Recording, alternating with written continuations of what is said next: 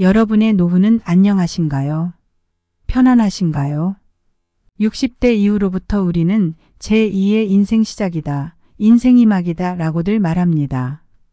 그러나 그것이 행복한 노후일지 불행한 노후일지는 모르겠습니다.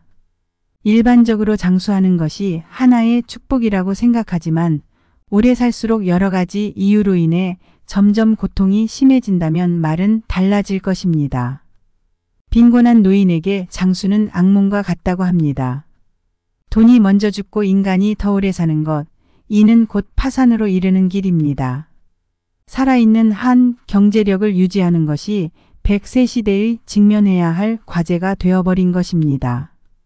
오늘은 노후 빈곤에 이르게 하는 것에 대해 알아보고 대비할 수 있는 방법에 대해 소개시켜 드리겠습니다. 안녕하세요. 행복한 노후입니다. 영상을 시청하시기 전 구독, 좋아요, 알림 설정 부탁드립니다. 자, 시작합니다. 우리나라의 인구를 살펴보면 출산율은 0.7로서 세계에서 가장 낮은 저출산 국가가 되었습니다. 그러나 상대적으로 의학의 발달로 인해 수명은 길어져 노인 인구는 늘어나고 있는데요. 우리나라의 노인 자살률은 세계 최고 수준입니다. 통계적으로 보았을 때 노인 자살의 원인은 정신적 이유라고 합니다.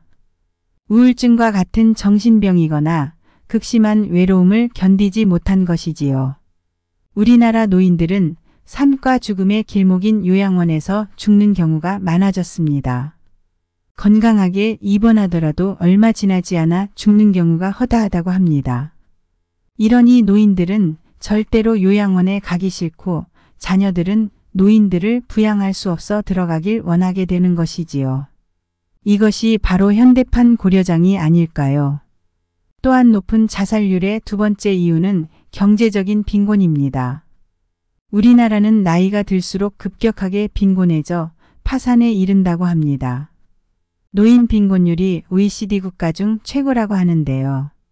크게 부자일 필요는 없지만 생계를 이어가기 위해 폐지를 줍게 된다면 경제적인 능력은 큰 의미로 다가오게 되지요. 은퇴 후에는 수익이 거의 발생하지 않아 이전에 저축해둔 자금으로 생활비를 충당하게 되는데요. 현역 시절 노후에 필요한 자금을 부족하지 않게 마련하는 것이 관건이며 막연히 돈을 모으기보다는 예상액을 계산해보고 그에 맞게 준비해 놓는 것이 현명하다고 할 수 있습니다. 만약 평균 노후 생활비 책정이 어렵다면 은퇴 전 생활비의 70% 정도라고 생각하여 대비하면 도움이 됩니다. 그러나 이렇게 필요한 노후 자금을 다 마련했다고 해서 안심할 수는 없습니다.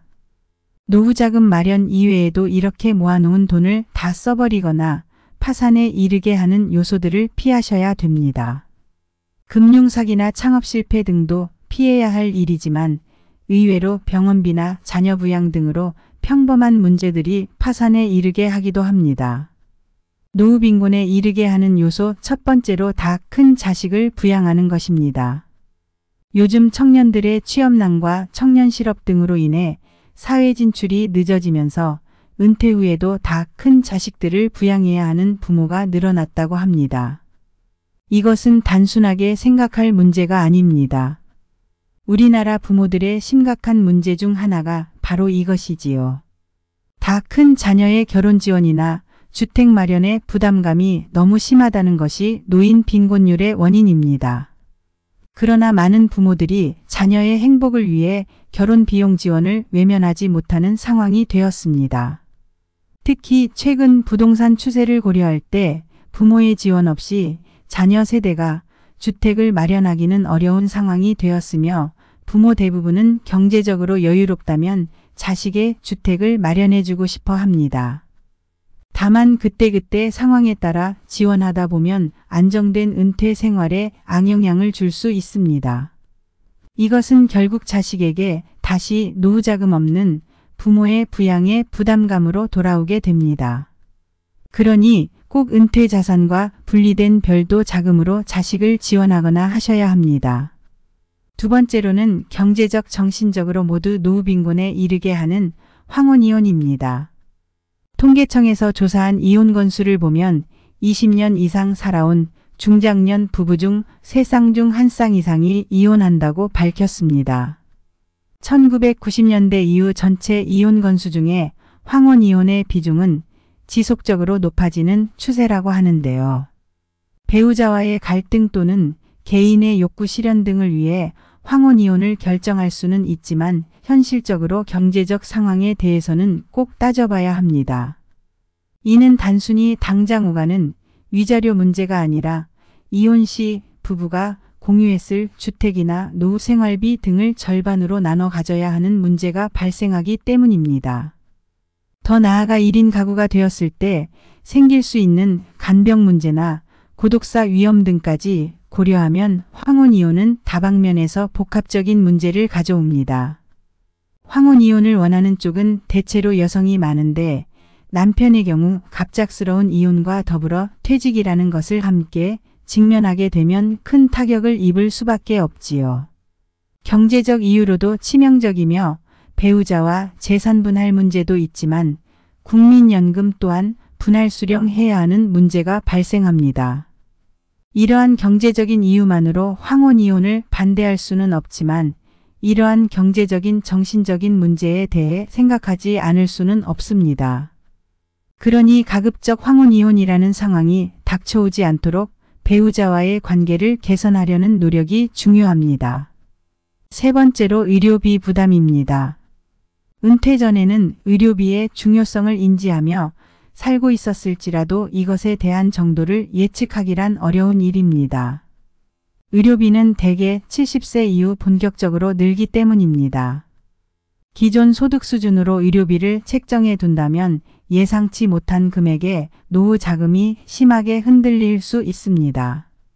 왜냐하면 65세 이상 고령자의 건강보험상 1인당 진료비는 일반 사람들과 비교했을 때 약 3배 더 많다고 합니다.